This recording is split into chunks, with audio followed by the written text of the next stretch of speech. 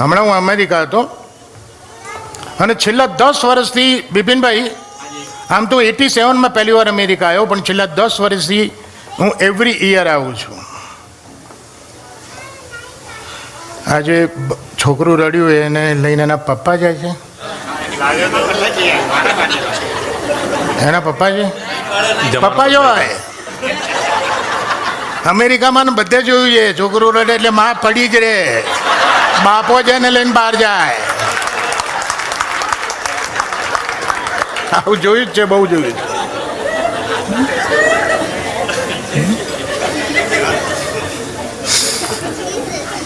છેલ્લા 10 વર્ષથી હું અમેરિકા આવું છું સાહેબ. મારી એરલાઇન્સ ફિક્સ છે, એર ઇન્ડિયા. અમદાવાદથી ડાયરેક્ટ એર ઇન્ડિયા. એટલે ઘણા કહો તો બીજી એરલાઇન્સ છે, ટિકિટ સસ્તી, સર્વિસ સારી, તો 10 વર્ષથી દિનકરભાઈ એર ઇન્ડિયાને કેમ ચોંટી રહ્યા છો? મેં કે એકલી એર ઇન્ડિયામાં જ મારી ઉંમરની એર હોસ્ટેસ હોય છે.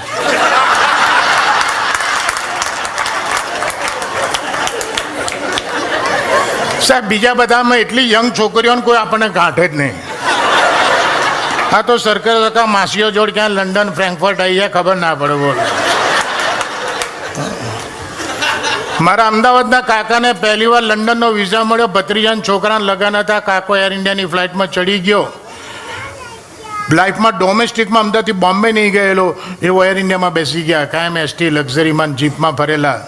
જેવા પ્લેનમાં બેઠા એટલે એનાઉન્સમેન્ટ થયું, એર ઇન્ડિયા ફ્લાઇટ નંબર 102 જે અમદાવાદથી લંડન તરફના સીધા ઉડાન માટે તૈયાર છે. દરેક પેસેન્જરને વિનંતી કે પટ્ટા બાંધી દે, સીટ બેલ્ટ. જેણે નહોતો અડતો એને પેન્ટના બાંધ્યા, જેને નહોતી સમજણ પડતી એને એરોસસ પટ્ટા પહેરાવતી હતી. બધાને બેલ્ટ પહેરાવતી પેલી કાકા પાસે કાકને કે એક્સક્યુઝ મી કાકા પટ્ટો.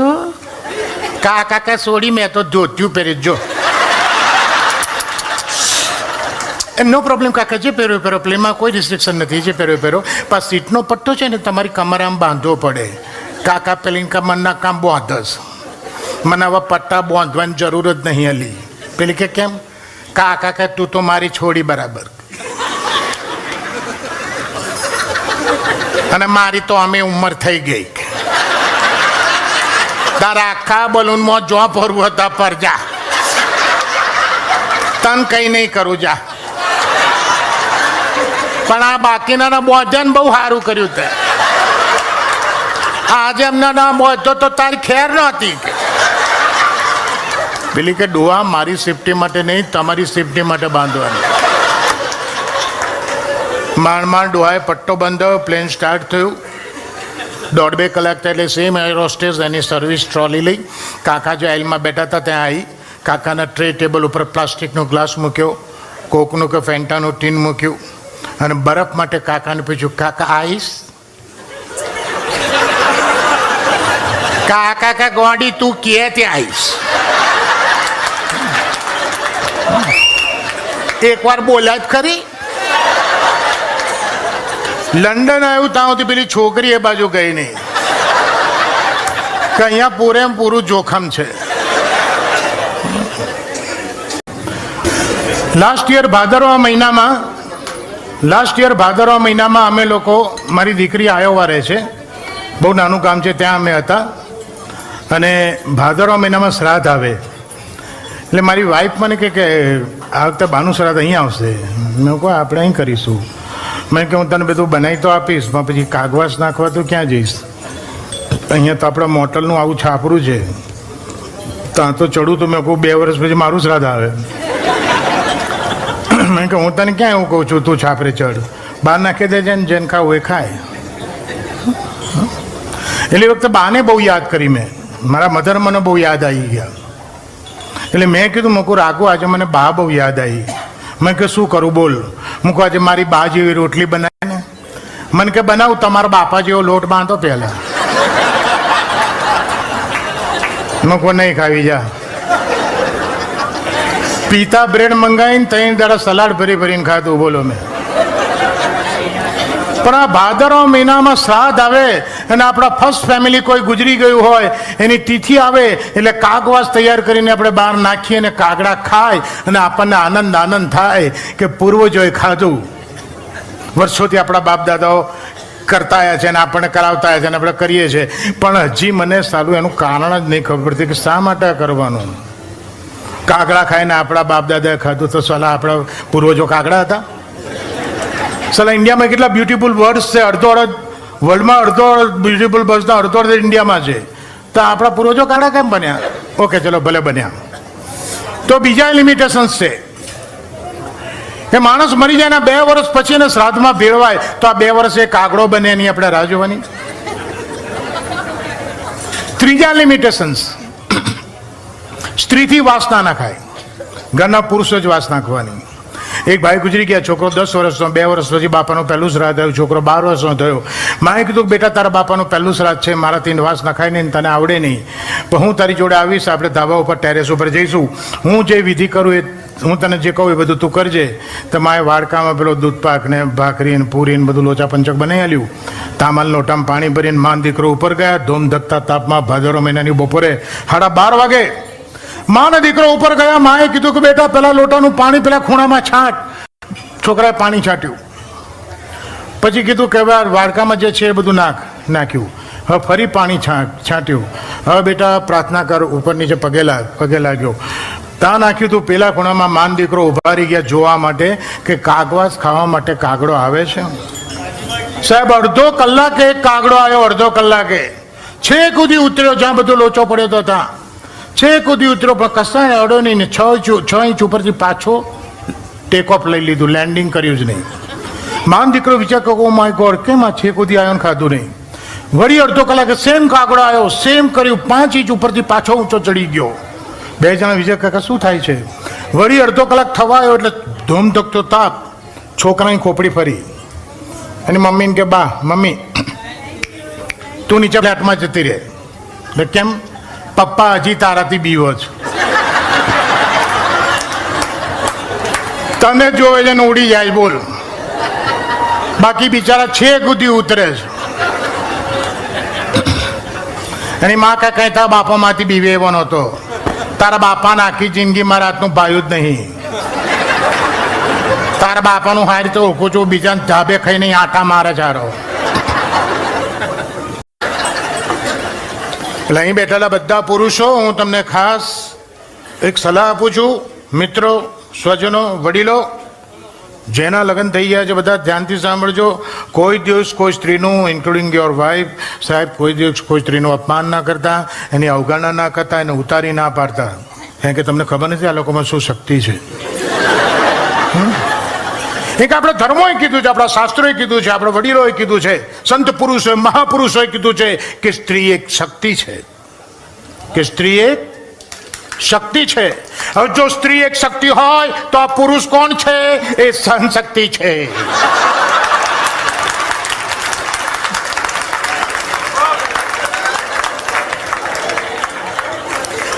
પણ સ્ત્રીઓ કેટલી શક્તિઓ જો નહીં, એક નાનકડો દાખલો આપું. મેડિકલ સાયન્સ એવું કહે છે કે દરેક માણસના મોઢામાં દાંત 32 હોય તે 32, 16 ઉપર 16 નીચે. હમણાં એક ડેન્ટિસ્ટને ત્યાં એક ભાઈ ગયા કે ડૉક્ટર 2 દાંત પડી ગયા. ડૉક્ટર કે કેવી રીતે પડ્યા? કે ના પૂછો. તો કે ના કહેવું પડે. અરે વાઈફે સુખડી બનાવી હતી. પાછી કે સુખડી બનાવી, પાછી કે મવડી કરતા હારી બનાવું. બોલો, મેં કોઈ બનાવી તારે સુખડી બનાવી હજડ બમ. ટાઈસનો ટુકડો આપ્યો ને એવો ટુકડો મને ખાવા આલ્યો. મને કે લે ખા. ના પડાય, મોઢા મૂકીને પહેલું જ આમ કરીને તો કડાડો અવાજ આવે. મેં બોસ તૂટી જેવું તો સુખડી એવી ને એવી 2 દાંત પડી ગયા. ડૉક્ટર કે ગધેડા તો ના ખાવી જોઈએ ને? કે ના ખાધ્યો તો 32 તૂટલ. તો 2 થી પત્યું, એને ના પડાય 32 પાડી દે મારીને. પણ મેડિકલ સાયન્સ એવું કહે છે કે દરેક મોઢામાં દાંત 32, 16 ઉપર 16 નીચે. સાહેબ, દાંતની જાતિ કઈ? દાંત સ્ત્રીલિંગ કે પુલ્લિંગ? દાંત નર જાતિ કે નારી જાતિ? આખો બોખો બોલ્યો, બોખો. દાંતની જાતિ કઈ? હે? દાંત નર જાતિ કહેવાય સાહેબ. દાંત દુખ્યો, દાંત પડ્યો, દાંત હલ્યો. હા, એ વધારે હોય તો એ બહુવચન. દાંત દુખ્યો, દાંત પડ્યો, દાંત હલ્યો. અને 16 દાંતની વચ્ચે 5 ઇંચની નાજુક ગામડી હાડકા વગરની જીભ રહે છે. એ જીભની જાતિ કઈ? નાની જાતિ. 16 દાંતની વચ્ચે સાહેબ વઠ્ઠી રહે છે ને એકલી. અને કેવા વઠ્ઠી રહે છે? એકવાર દાંત અને જીભને ઝઘડો થયો. દાંત જીભને કહે મેં તારી ઉપર સોળ છે, તારી નીચે સોળ છે, તો અમારી વચ્ચે એકલી રહે છે. અમારી વચ્ચે એકલા રહેવો, ચૂપચાપ પડે એનો કોઈ મગજ મને નહીં જોઈએ. બાકી જે દાડ ઉપર નીચેથી વચ્ચે લાઈને દબાઈ દઈશું ને લોહી કાઢી નાખીશું, લોહી લોહા કરી નાખીશું. જીભ કહે હે હે લિસન કેરફુલી, ઓકે? તમારી ઉપર છોડો, મારી નીચે છોડો. I don't care and I don't give a damn and don't try to tell me at all. What you mean તમારી ઉપર છોડો, મારી નીચે છોડો? બીને મારે રહેવાનું? સ્ટુપિડ, બીને તમારે રહેવાનું. બાકી જે દાડ હું બજારમાં જઈને એક આપીશ ને, એક આલીશ ને, 2 પડી જશો, 4 હલી જશો. હું કંઈ નહીં બોલું, તમે, હું તો લોચો થઈને હંતાઈ જઈશ. હા, તમે પડી જશો. એટલે સાહેબ આટલી તાકાત શક્તિ છે. અને વેધરમાં જે અનએક્સપેક્ટેડ ચેન્જીસ આવે છે, 2 વર્ષ પહેલાં સેન્ડી આવ્યું, 4 વર્ષ પહેલાં કંઈક કેટરીના આવ્યું, તો 5 વર્ષ પહેલાં જાપાનમાં સુનામી આવ્યું, તો અમેરિકામાં, કેનેડામાં અને યુરોપિયન કન્ટ્રીના લોકો એવું કહે છે કે this is all because of global warming. ઇન્ડિયામાં ગ્લોબલ વોર્મિંગ નથી માનતા. ઇન્ડિયામાં વડીલો કહે છે આ બધો કળયુગ છે. અને જ્યારે જાપાનમાં સુનામી આવ્યું ને, ત્યારે તો સાહેબ સ્વર્ગમાં ઝઘડા થઈ ગયેલા. યમરાજ ને યમદૂતને ઝઘડો થઈ ગયો. યમરાજ યમદૂતને કે સ્ટુપિડ, નાલાયક, મેં તને શું કીધું તું? મેં તને ક્યાં મોકલ્યો તો? મેં તને ચોખ્ખું કીધું તું કે જા પાન લઈ આય. અને તું આખું જાપાન લઈ આવ્યો. કળયુગ છે ભગવાન, તારી તાકાત હોય તો એકવાર અમદાવાદ આય. જો પબ્લિક તારા છોડિયા ના પડે તો મને કહે. એના માટે 4 લીટી લખી છે. 4 લીટી આજે તમને સંભળાવું છું. એણે ભગવાનને કીધું કે હે કાન તું એકવાર અમદાવાદ આવી તો જો. હે કાન તું એકવાર અમદાવાદ આવી તો જો. ગોકુલની ગાયો તે ભલે ચરાઈ, અહીંયા રસ્તાની ગાયને ઉઠાડી તો જો. હે કાન તું એકવાર અમદાવાદ આવી તો જો. 1600 ગોપીઓ તે ગોકુલમાં રાખી, 1600 ગોપીઓ તે ગોકુલમાં રાખી, અહીંયા કોલેજની એક છોકરી પટાઈ તો જો. હે કાન તું એકવાર અમદાવાદ આવી તો જો. સારથી બની તે રથ અર્જુનનો હાંક્યો. સારથી બની તે રથ અર્જુનનો હાંક્યો, અહીંયા માણેક ચોકમાં મારુતિ ચલાવી તો જો. ભરી સભામાં ચીર દ્રૌપદીને ત્યાં પૂર્યા. ભરી સભામાં ચીર દ્રૌપદીને ત્યાં પૂર્યા, અહીંયા મલ્લિકાને દુપટ્ટો ઓઢાડી તો જો. હે કાન તું એકવાર અમદાવાદ આવી તો જો. અને એમાં છેલ્લી લીટી મેં લખી જે સુપરહિટ ગઈ અને એનું પરિણામ બી આવી ગયું કે ગેડી દડામાં તે સૌને હરાયા. ગેડી દડામાં તે સૌને હરાયા, અહીંયા મોદીને ચૂંટણીમાં હરાય તો જો.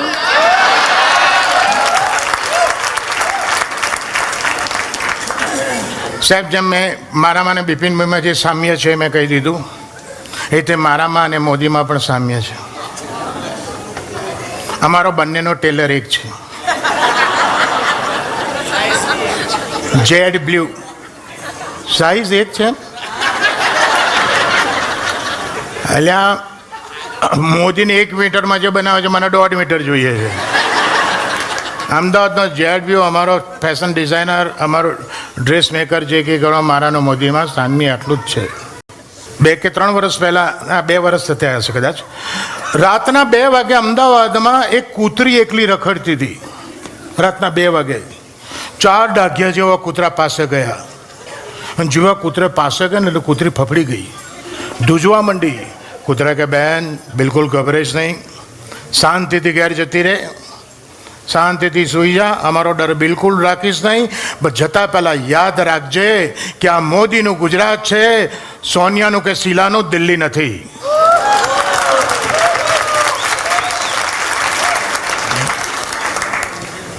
અહીંયા ઘણા ગેસ્ટ બેઠા છે. મારે એક જ વસ્તુ જાણવી છે કે કોઈ ડૉક્ટર છે અહીંયા? Is the anybody doctor? ક્યાં છે કોઈ doctor? Look, I don't have any medical problem. I just want to ask, is there any doctor here? હા, તો જે ઘણા ડૉક્ટર હોય તો રાજ તું મને કોઈ પણ ફરમાઈશ કરીશ તો કદાચ હું ના પાડી દઈશ. હા. બિપિનભાઈ મને ફરમાઈશ કરશો તો ના પાડી દઈશ. દુર્વા ફરમાઈશ કરશો તો કદાચ ના પાડી દઈશ. અહીં બેઠેલો કોઈ પણ ડૉક્ટર મને ફરમાઈશ કરશે હું સાહેબ ના નહીં પાડું. કારણ કે મેં નક્કી કર્યું છે કોઈ દિવસ ભગવાનને ને ડૉક્ટરને નારાજ નહીં કરવાના. એ કે ભગવાનને નારાજ કરો તો ડૉક્ટર પાસે મોકલી દે.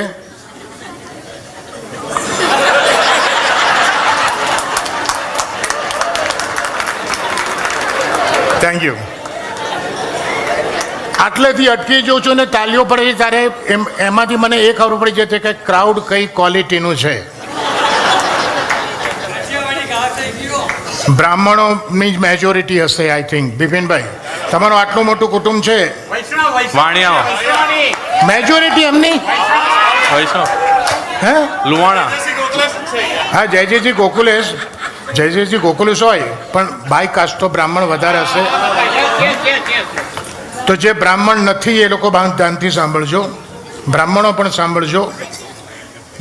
બિપિનભાઈ કે લડને से कोई वीर नहीं होता, लड़ने से कोई वीर नहीं होता और इबादत से कोई पीर नहीं होता. कि लड़ने से कोई वीर नहीं होता और इबादत से कोई पीर नहीं होता.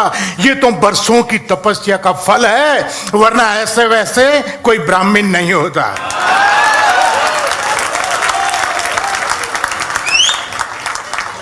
અને આજે તો બ્રાહ્મણોની મેજોરિટી છે પણ જ્યારે હું મારા શોમાં બહુ વાણિયાઓને જોઉં ને તો મને મારું બાળપણ યાદ આવે. એક જણ કહે કેમ બાળપણ યાદ આવે? મેં કોઈ બ્રાહ્મણ છું. મને કહે સો વાત. હું કે એટલે જ મને બાળપણ યાદ આવે કે નાના હતા તો સાલા બધી જ વાર્તામાં એવું જ આવે કે એક ગરીબ બ્રાહ્મણ હતો અને એક ધનિક વાણિયો. સાહેબ નાનપણમાં આપણે એકે વાર્તા એવી સાંભળી છે મેં એમ કીધું હતું કે એક ગરીબ વાણિયો હતો. ધનિક બ્રાહ્મણ તમે બહુ જોયા, ગરીબ વાણિયો હજી મેં નથી જોયો. વાણિયા બામણ પટેલ બધા હ્યુમન બિંગ છે તો વાણિયા અને બ્રાહ્મણમાં ફરક શું છે જે મેં જોયો છું કહું છું. વાણિયાને સાહેબ કોઈ પણ વસ્તુ કરતા પહેલા ખબર પડે કે આ ના કરાય, અને બ્રાહ્મણને કર્યા પછી ખબર પડે કે આમાં નહોતું પડવા જેવું, આમાં ખોટા હલવાણા. બાકી સૌને મારા જય શ્રી કૃષ્ણ, જય જય શ્રી ગોકુલેશ, જય Swaminarayan. Bipinbhai thank you very much. Thank you.